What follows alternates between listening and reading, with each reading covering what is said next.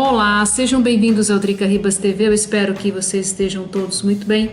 O que acontecerá com a Venezuela? Esse é o tema do nosso olhar cotidiano de hoje. Eu me permito a falar sobre o assunto porque eu vivi na Venezuela, vivi em Caracas entre 2014 e 2017, cumprindo uma etapa de trabalho com o governo austríaco. Bom, vamos lá. Sem maiores falatórios, vamos direto para o vídeo.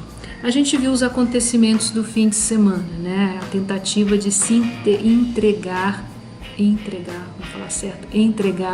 a ajuda humanitária na Venezuela. Ajuda humanitária que corresponde a comida e corresponde a medicamentos, basicamente.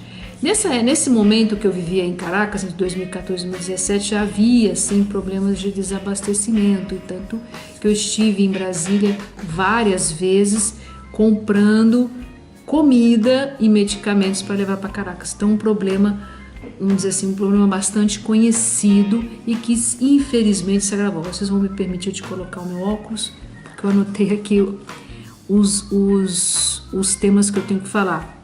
Quem conhece a Venezuela sabe perfeitamente que Maduro não vai sair de Miraflores assim tão facilmente. E aí muitos de vocês devem se perguntar por quê, apesar de toda essa pressão internacional, porque o Maduro possui o apoio da alta cúpula dos militares junto com os paramilitares, os milicianos, os chamados colectivos, em vários grupos, e também de militares infiltrados cubanos.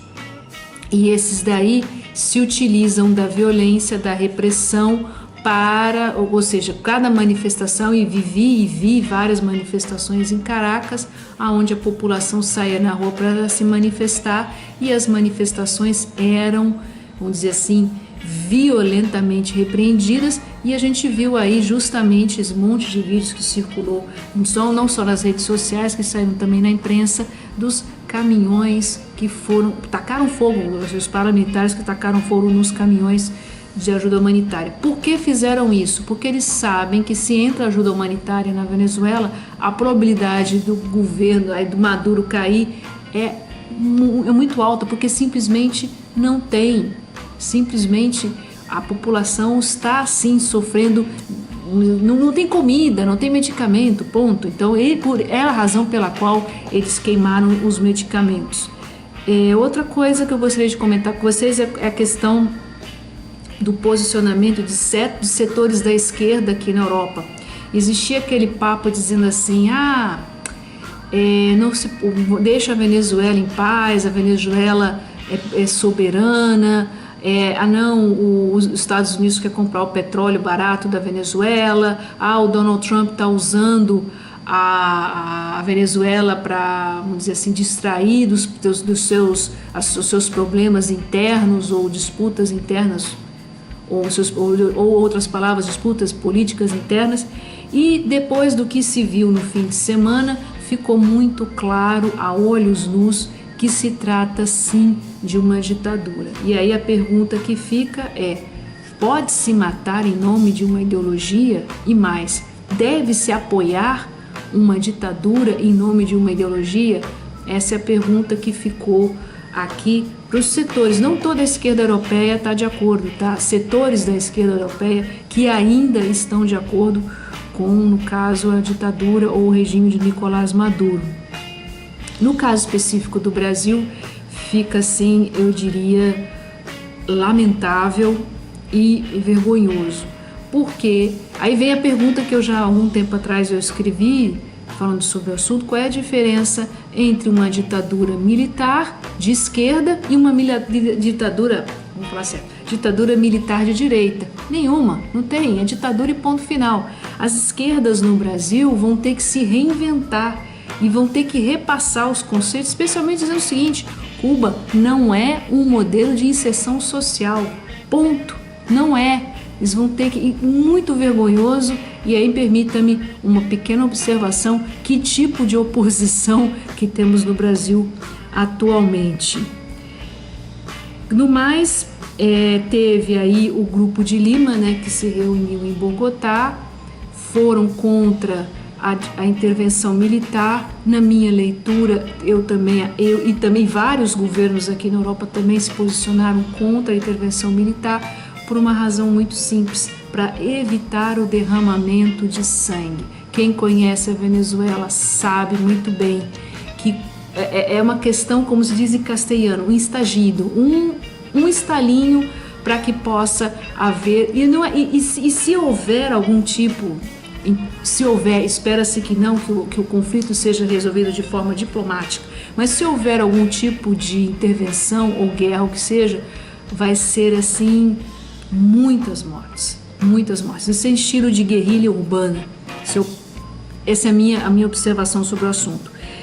Gostei também do posicionamento do general Mourão, do nosso vice-presidente, que esteve aí no Grupo de Lima, dizendo que uma solução, e também todos e governos aqui na Europa também apontam a solução para eleições livres, de preferência com observadores internacionais. Aí pode ser o ONU, o Mercosul, que seja, para evitar a manipulação de eleições, aliás, o que o governo Maduro anda fazendo, aliás, o que o regime aí anda fazendo, manipulando através do acho que é CNE, Centro Nacional Eleitoral, que vai fazendo aí os puxadinhos e vai fazendo as manobras junto com o STJ, né, o Supremo Tribunal de Justiça, e vão fazendo todas as manobras. Então, eleições livres para que os venezuelanos possam escolher aqueles que se sintam finalmente representados, o que não é o caso. O Juan Guaidó, que acaba sendo o presidente da Assembleia Nacional, ele vamos dizer assim, é o presidente encarregado, mas ele também não pode ser colocado, ser efetivado como presidente da Venezuela. Uma ideia, um ponto que eles falaram que eu achei muito boa é tentar uma espécie de asfixiar o regime, cortando o apoio financeiro. E é uma das ideias que eu achei muito boa, que já está acontecendo de fato, que é congelar o dinheiro, né, as contas da alta cúpula militar que está fora da Venezuela, e ao mesmo tempo tentar passar o ativo da PDVSA. Uma ideia muito boa é simplesmente congelar os ativos da PDVSA. A PDVSA corresponde à Petrobras, né, venezuelana, e passar isso para o presidente interino, o Juan Guaidó. É uma boa ideia tentar asfixiar ao máximo. Existe também uma questão geopolítica muito, vamos dizer assim, importante, que a gente não pode deixar de lado, né? A Rússia e a China, que apoiam Nicolás Maduro numa espécie de revanchismo e provocação em cima do Donald Trump. Boa também a posição do governo brasileiro dizer que não vai intervir, até porque sabe que há riscos, né, se há uma intervenção militar na Venezuela, de se transformar numa Síria, né, por exemplo, que aí também tem vários grupos terroristas e o ditador que ainda segue aí. Então é isso. Para concluir, minha leitura é um pouco assim, vamos dizer assim, eu acho lamentável do ponto de vista dos venezuelanos, né, que estão sendo usados como escudos humanos praticamente por esse regime, querendo ficar no poder a qualquer preço, mas espero e torço para que toda essa pressão internacional, todo esse esforço de negociação, que aparentemente, vocês vão dizer assim, parece que isso não surte efeitos, mas sim surte efeitos. Eu achei a ação do fim de semana, vamos dizer assim, é uma pena que deu errado, mas finalmente mostrou ao mundo o tamanho do problema que é a Venezuela. E aí, volto à pergunta do começo do vídeo: o que acontecerá com a Venezuela? Ninguém sabe. Uma coisa é certa, a pressão deve continuar. E aí, encerro o vídeo com uma pergunta que é, aliás, de uma frase de um grande amigo meu, que inclusive se estiver assistindo o vídeo, um beijão: ideologia não cheira na pança, ideologia não enche barriga. Muito obrigada pela atenção de vocês. Se vocês gostam do Drica Ribas, se inscreve no canal, dá muitos joinhas, compartilhe nas suas redes sociais e a gente se vê. Essa semana nós vamos ter mais dois vídeos aqui no canal, de carnaval. Maquiagem de carnaval, estilo Maquiafala, onde a gente vai conversar. Tá bom? Então tá.